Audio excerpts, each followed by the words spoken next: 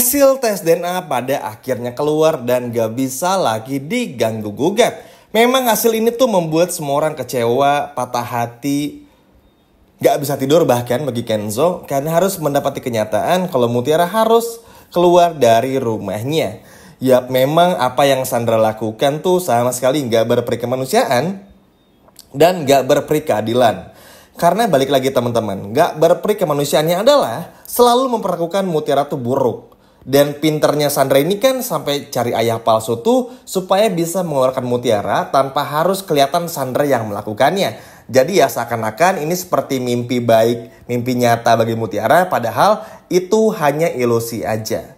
Dan itu sama sekali nggak berperi keadilan karena memang nggak adil aja. Kejahatan selalu datang untuk Mutiara, musibah datang silih berganti kepada Mutiara, yang ujung-ujungnya malah membuat Mutiara tuh semakin tersiksa. Mungkin sekarang tuh kelihatannya tuh kayak Mutiara happy, seneng, Firman beneran ayah kandungnya, pulang ke rumah Firman, dan lain sebagainya macamnya. Tapi balik lagi ujung-ujungnya ini bakal gak adil setelah Mutiara pun juga nanti mendapati kenyataan kalau pada akhirnya Firman bukanlah ayah kandungnya. Kenapa? Yuk kita bahas bareng-bareng. Kita mulai dengan adegan pada saat pengumuman tes DNA-nya. Yap, setelah hasil tes DNA tersebut diberitahukan, yap, semua orang benar-benar menanti-nanti apa nih hasilnya.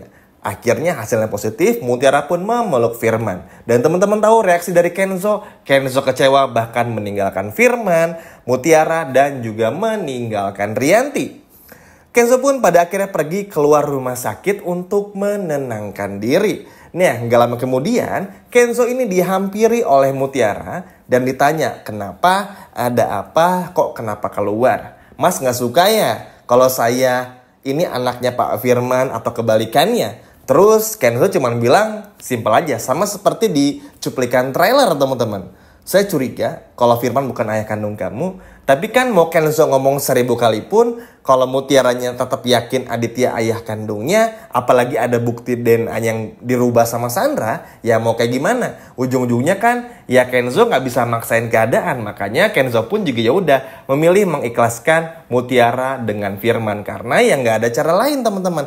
Cuman cara inilah yang bisa bikin Kenzo tuh ibaratnya nggak dituduh lagi sama Mutiara. Kenapa dituduh? Jadi gini, kalau teman-teman perhatiin dengan seksama, Mutiara tuh selalu ngerasa Kenzo tuh seperti menghambat Mutiara untuk pergi dengan ayah kandungnya ini. Apalagi semenjak hari pertama, kita melihat Firman menginjakan kakinya di rumah Kenzo untuk menemui Mutiara untuk kali pertama. Di situ teman-teman tahu sendiri gimana si Firman ini tuh benar-benar seperti seolah-olah tahu tentang Widuri, seperti seolah-olah tahu tentang segalanya, padahal nol besar. Nah, dari sini pun juga bisa kelihatan kan teman-teman kalau pada akhirnya ada sesuatu yang gak beres dengan apa yang terjadi kepada Firman dan juga Mutiara. Apalagi Kenzo pun juga di sini benar-benar curiga kalau memang ini tuh ada sesuatu yang didalangi oleh seseorang. Karena bagaimanapun juga Kenzo ini tahu apa yang Kenzo lakukan. Kan balik lagi, Kenzo udah curiga teman-teman semenjak datang awal-awal. Apalagi ya balik lagi, cuma kan kalau dari sisi Mutiaranya dari pertama datang aja ya udah seneng kan, berharap banget tuh supaya Mutiara bisa pulang ke rumah sesegera mungkin sama si Firman Aditya ini teman-teman. Cuman kan pada akhirnya Mutiara ngerasa marah sama Kenzo karena Kenzo tuh harus nyuruh tes DNA dulu, harus nunggu dulu beberapa hari hasilnya. Yang mana bagi Mutiara itu menghalangi langkahnya Mutiara. Makanya Mutiara ngerasa kalau Kenzo dalam tanda kutip seperti menghalangi Mutiara. Padahal sama sekali enggak. Ya udah sempet sih dikasih pengertian ketika di rumah sakit ya beberapa hari yang lalu. Tapi itu pun ternyata belum cukup juga. Dan inilah udah menjadi bukti juga kalau memang sebegitu dimanipulasinya Mutiara sehingga seakan-akan semua ini adalah nyata. Padahal semua ini hanya ilusi, hanya kebohongan semu. Kenyataan yang semu bahkan. Menyakitkan ya teman-teman di saat Mutiara tuh butuh fakta, butuh sesuatu yang bisa Mutiara ketahui. Ternyata semua ini hanyalah kebohongan yang udah dirangkai sedemikian rupa oleh Sandra. Makanya Kenzo karena tahu Mutiara ini takut menyalahkan Kenzo atas semuanya.